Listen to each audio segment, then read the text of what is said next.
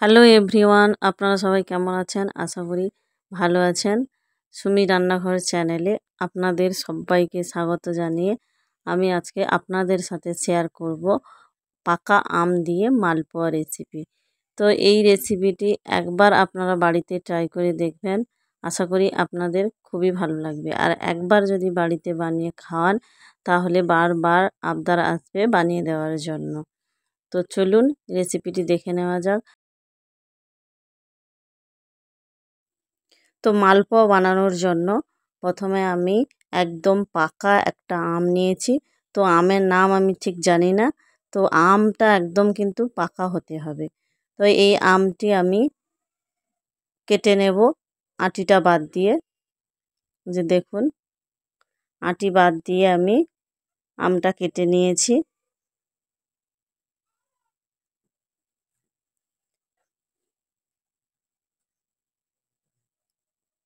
এরপর একটা mixing jar নিয়েছি।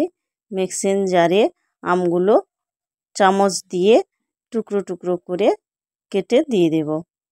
এই যে দেখুন, আমি চামচ দিয়ে ছোট ছোট টুকরো করে কেটে দিয়ে দিচ্ছি। আপনারা চাইলে খোসা ছাড়িয়ে আমটা টুকরো টুকরো করে কেটে নিতে পারেন। আমি চামচ দিয়ে করছি, আপনাদের যেটা সুবিধা হবে সেটাই করতে পারেন। যে এইভাবে আমি পুরো আমটা চামচ দিয়ে তুলে মিক্সিং জারে দিয়ে দিচ্ছি।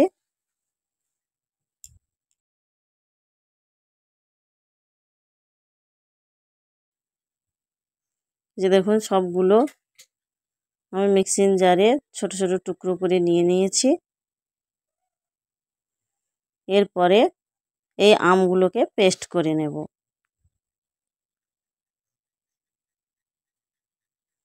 এই যে পেস্ট হয়ে গেছে, যে দেখুন একদম কিন্তু ঘন করে পেস্ট করেছি, আপনারা দেখে বুঝতে পাচ্ছেন। এরপরে একটা স্টিলের পাত্র নিয়েছি, পাত্রে কাপ মেপে নিয়ে নেব 2 কাপ ময়দা।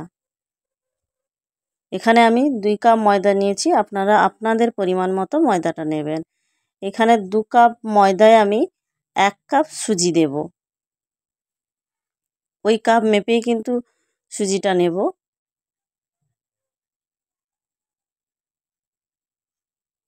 এরপরে দিয়ে দেব চা চামচের 1 চামচ মৌরি, আর দেব হাফ চামচ লবণ। লবণটা আপনারা আপনাদের পরিমাণ মতো দেবেন। এরপরে এখানে আমি ওই কাপ মেপে হাফ কাপ দিয়ে দেব চিনি, আপনাদের পরিমাণ অনুযায়ী চিনিটা দেবেন। এরপরে যে আমের পাল্পগুলো আমি করেছিলাম ওইগুলো দিয়ে দিলাম। এরপরে ওই কাপ মেপে আবারও আমি 1 কাপ মতো দুধ দিলাম,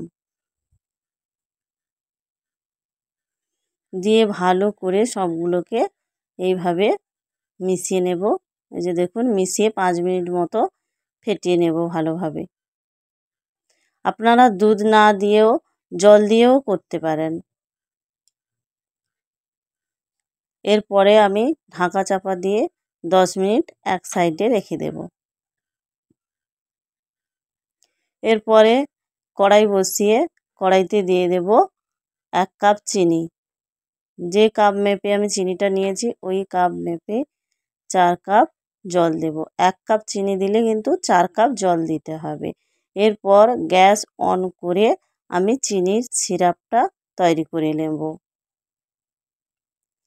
গ্যাসের আঁচটা কিন্তু একদম হাই ফ্লেমে রেখে এই চিনির সিরাপটা তৈরি করব।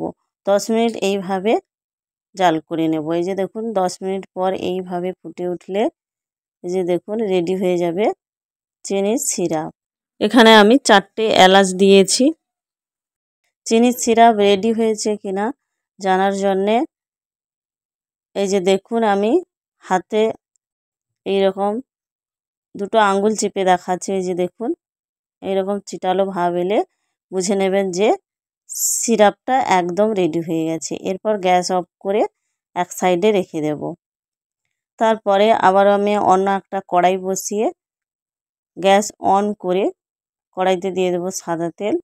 তেলটা গরম হয়ে গেলে দিয়ে দেব একে একে সব মালপোয়াগুলো। এই যে দেখুন, প্রথমে আমি মালপোয়া দিয়ে দিয়েছি, এই যে দেখুন গোল শেপ করে। এখানে আমি হাত দিয়ে দিচ্ছি, আপনারা চাইলে চামচ দিয়েও দিতে পারেন, যেটা আপনাদের সুবিধা হয়। আমার হাত দিয়ে সুবিধা হচ্ছে, তাই আমি হাত দিয়ে মালপোয়াগুলো দিয়ে এরকম ভেজে নিচ্ছি। এই যে দেখুন একদম ফুলো ফুলো হয়েছে, গোল গোল হয়ে। আপনারা দেখে বুঝতে পেরেছেন দেখতে কতটা সুন্দর হয়েছে দেখুন। এরপর এরকম লাল করে ভেজে নিয়ে দুপাশ তুলে নেব। এবার তুলে এরপরে আমি যে কড়াইতে চিনির সিরাপটা তৈরি করেছিলাম ওই সিরাপে দিয়ে দেব। দিয়ে দুই পাশ উল্টে ভালো করে এভাবে চিনির সিরাপে ভিজিয়ে রেখে দেব। এবার একে একে মালপোয়া ভাজবো আর এই রকম চিনির সিরাপে দিয়ে দেব। এই মালপোয়াগুলো আপনারা এমনিও খেতে পারেন, আবার চিনির রসে ডুবিয়েও খেতে পারেন, এমনি খেতেও খুব ভালো লাগে। এই যে দেখুন আবারও একটা মালপোয়া আমি এরকম তৈরি করে নিচ্ছি। তো এর আগের ভিডিওতে আমি পাকা আমের ফুলুরি রেসিপি তৈরি করে দেখেছি। আপনারা চাইলে আমার চ্যানেলে গিয়ে পাকা আমের ফুলুরিটা দেখে আসতে পারেন। আশা করি আপনাদের ভালো লাগবে। খুব সহজে কিন্তু বানিয়ে দেখিয়েছি, যে কেউ কিন্তু রেসিপিটি বানিয়ে খেতে পারবেন। তো একবার হলেও ট্রাই করবেন বাড়িতে, আশা করি ভালো লাগবে।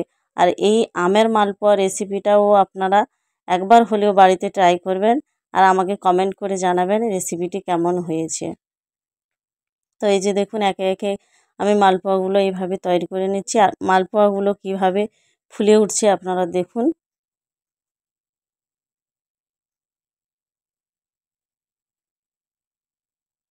এখানে কিন্তু গ্যাসের আঁচটা খুব হাইটে দেব না, মিডিয়াম টু হাইটে রেখে এই মালপোয়াগুলো আপনারা বানিয়ে নেবেন।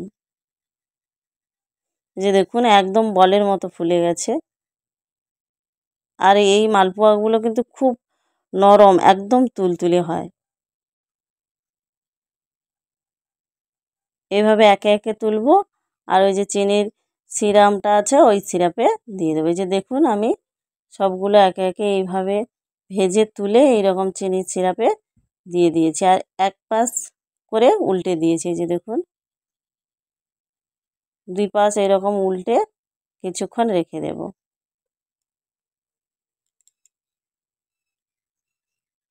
এরপরে আমি ওই চিনির সিরাপ থেকে একে একে সবগুলো তুলে প্লেটে দেখাচ্ছি দেখুন।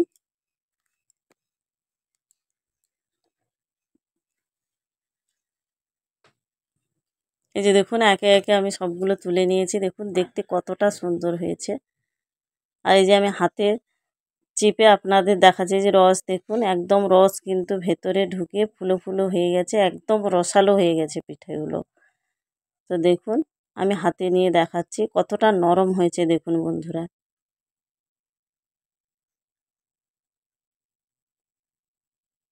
এরপরে আপনাদের আমি চামচ দিয়ে কেটে দেখাচ্ছি, এতে আপনারা ভালোভাবে বুঝতে পারবেন।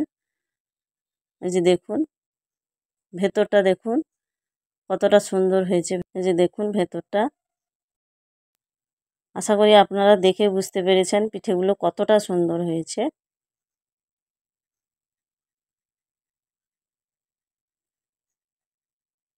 এইভাবে আপনারা একবার হলেও বাড়িতে ট্রাই করবেন আর কমেন্ট করে জানাবেন যে কেমন হয়েছে। আর আমার এই রেসিপিটি যদি ভালো লেগে থাকে অবশ্যই একটা লাইক করে দেবেন। লাইক করলে কিন্তু ভিডিও বানানোর আগ্রহ অনেকটাই বাড়ে। আর আমার এরকম সহজ রেসিপি জানতে অবশ্যই চ্যানেলটি সাবস্ক্রাইব করে আমার পাশে থাকবেন। ভালো থাকবেন, সুস্থ থাকবেন। নমস্কার।